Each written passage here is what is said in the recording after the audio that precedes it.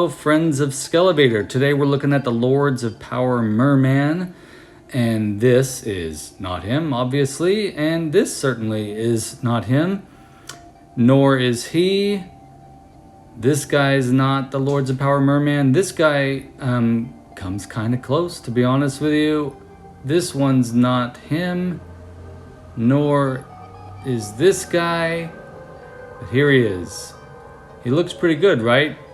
Well, this is the package that it came in, and it was wrecked. It looks like it had been slimed by some material which I didn't touch.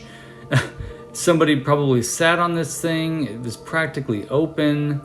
Amazon, you really got to work on your shipping lately, friends. Luckily the card back was in pretty good shape. I'm an opener, so I wasn't too worried, to be honest with you. But the artwork, of course, by Axel Jimenez is fantastic. The cross-cell art here that we're looking at is great. You've got the vintage style He-Man head there and Faker. I'm looking forward to Faker, but you can see it's a little bent up down there at the edge. So let's get this guy open. I was really anxious to see what kind of differences we'd see in this figure versus the Origins Mer-Man that had previously been released. The sword is virtually the same. It is, though, a different color. I was really excited to get this guy, mainly because he was a PowerCon exclusive for 2020. There's the Classics sword comparison. Now, the Lords of Power Mer-Man is based on the preliminary sculpt of the action figure, which never came to fruition for some reason. Those of you who know more as to why it didn't, please post your comments below.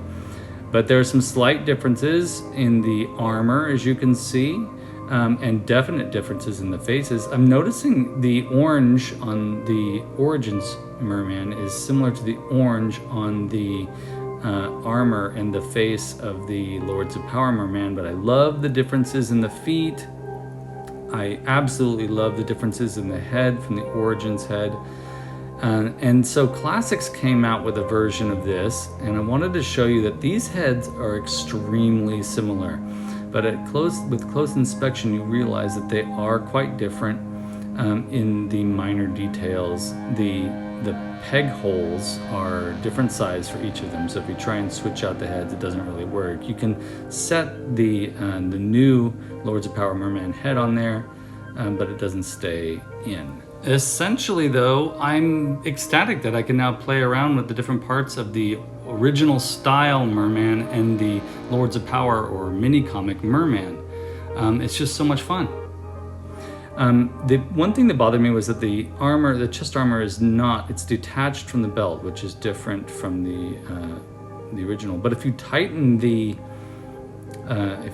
back straps, it looks really good. Just tighten it by one notch, folks. You can see there, and it'll fit perfectly. It won't be loose, and it lines up with that belt buckle pretty well.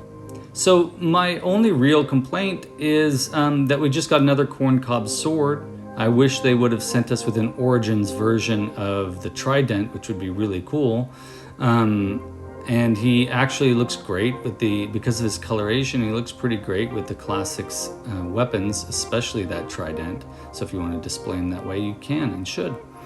I love having all these Mer-Men, all the different versions. They look fantastic together.